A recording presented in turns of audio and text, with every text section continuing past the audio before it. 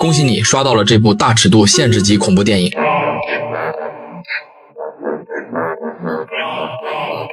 这就是今天咱们要看的超大尺度科幻恐怖片《狼狩猎》。故事从菲律宾押送重刑犯回韩国那天开始。虽说这些犯人手上都沾着几条人命，但押送的警员依旧不敢掉以轻心。每个犯人都有专属教官看管，还特意选了货轮走海路。遣返员以为这样安排就能万无一失，但没人知道，包括押送警员在内，这艘船上藏着一个比杀人犯恐怖100倍的危险存在。他嘴里塞满蠕动的蛆虫，看上去死了很久。不过第三方实验室特地派了医生，每隔6小时给他注射药物，防止他醒过来。当货轮驶入公海的时候，对危机毫不知情的犯罪团伙开始策划行动。这家伙用藏在嘴里的铁丝打开手铐，然后把铁丝丢给旁边的同伙，接着装回原来姿势，等待动手信号。货轮上大部分水手也早被团伙替换，武器也提前藏在厨房里。就在他们按计划准备行动时，不小心撞上要回屋休息的警员。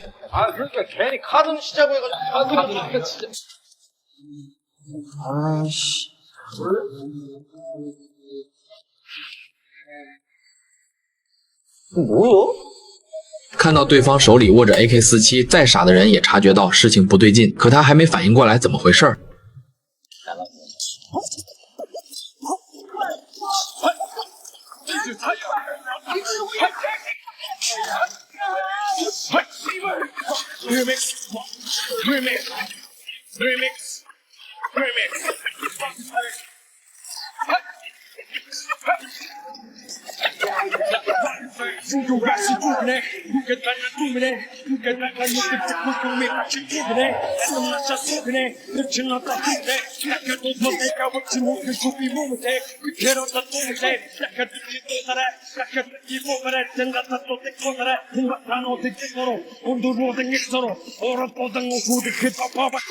接着不出所料，几个人全送了命。团伙把尸体扔进厨房冷库，血液顺着下水管流走。这个看似普通的环节给后面的杀戮做了铺垫。干完这些，团伙直接闯进驾驶室，抢走货轮控制权，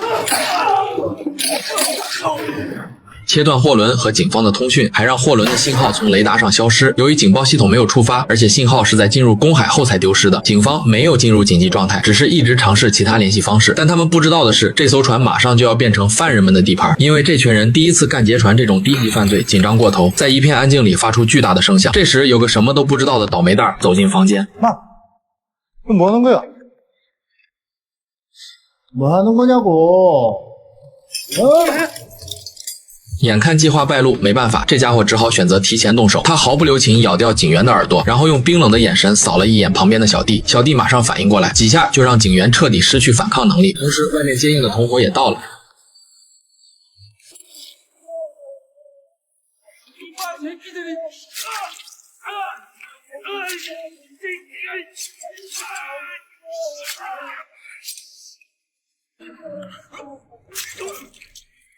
深呼吸，头昏是正常的。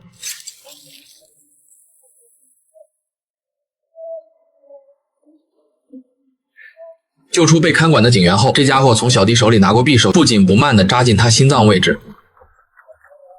所有犯人被放出来以后，有个不怕死的突然耍起横来，非但不感谢这伙人，还想对女警动手动脚。只可惜他犯了男人最不该犯的错。死了，下次注意点吧。而在这群囚犯当中啊，存在着一个比他们所有人都要狠的狠人，那就是智宇。冷库渗出的血迹一路流到那个危险体旁边，他是对血腥味极端敏感的生化改造人。1943年，小日子的731部队在菲律宾进行了一项惨无人寰的人体生化实验，他们挖掉实验对象的眼睛，把狼血注入体内。这项伪装成人类的实验，最终目标就是造出一个对血腥味极其敏感、力大无穷还不老不死的生化人。就在日本人因为实验成功乐得不行的时候，意外降临。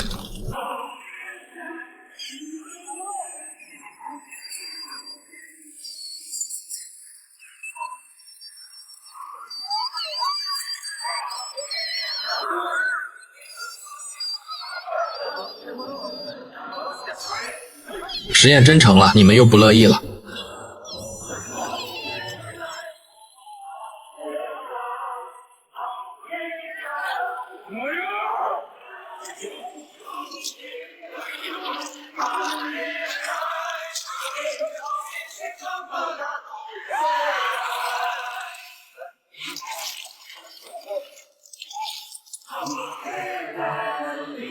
好，生化人变抗日奇侠版。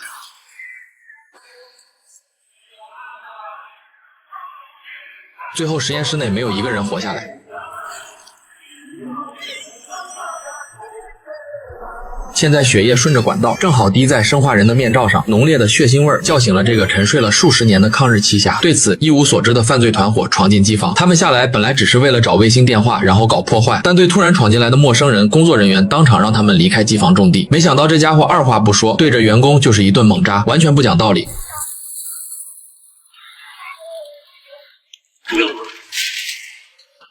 유성전어딨어? 위시야. 알아듣게 말이 씨발아. 엔진 컨트롤룸. 问出卫星电话的位置后，机房里好几个无辜工人也成了刀下亡魂。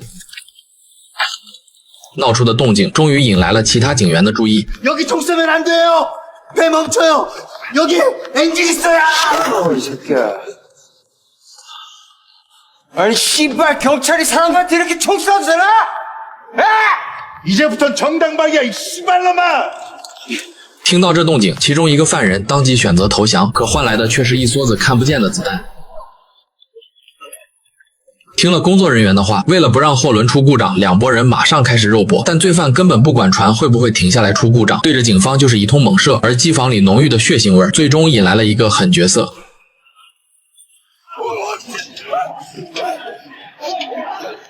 再说生化人，前面提到过，他力大无穷，而且是生化改造体，也就是说他刀枪不入。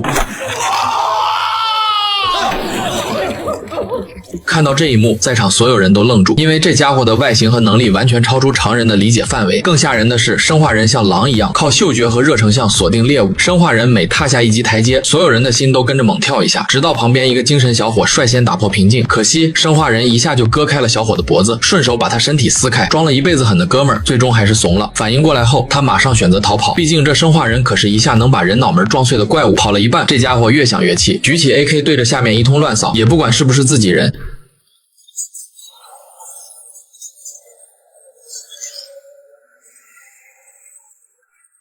一梭子打完，同伙死伤惨重，生化人却毫发无伤。这下他是真害怕了，但生化人可不会让你耍完威风就跑。他嗖的一下追了上来，掩护他的小弟挨了一记重击，当场丧命。话说回来，打狗也得看主人，你敢杀我小弟，今天就算不跑了，我也得弄死你。于是这家伙抄起 AK， 冲着同伙就是一通乱射。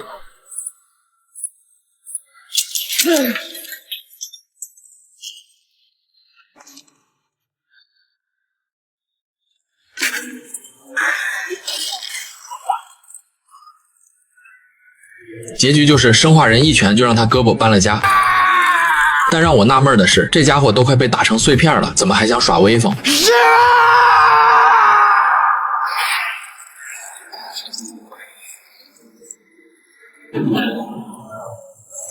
最后这家伙的脑袋也搬了家，喷涌而出的血液流进机器设备，导致货轮发生故障停了下来。另一头，韩国国防指挥部折腾半天后，找到货轮失踪前的最后一张照片，放大一看，船体上明显有血迹。总指挥老王立刻意识到船上出了预料之外的叛变，同时他接到上级电话，上级让他马上带精英部队搭乘驻韩美军直升机赶赴货轮。这些犯人倒无所谓，关键是那个生化人必须带到上级面前。听到这话，老王气得恨不得用邪轮眼把上级拽进神威空间，再用火盾朝他裆部猛喷，你自己怎么不去？而怒火攻心的老王左眼闪过一道绿光，看来他的身份也不简单。回到货轮上，在这场杀戮中侥幸活下来的两个船员打算用救生艇逃离这个恐怖的地方。两人正解绳子，解到一半，其中一人就死在面前，还没等他思考，生化人突然从天而降，最后两人全死在了那里。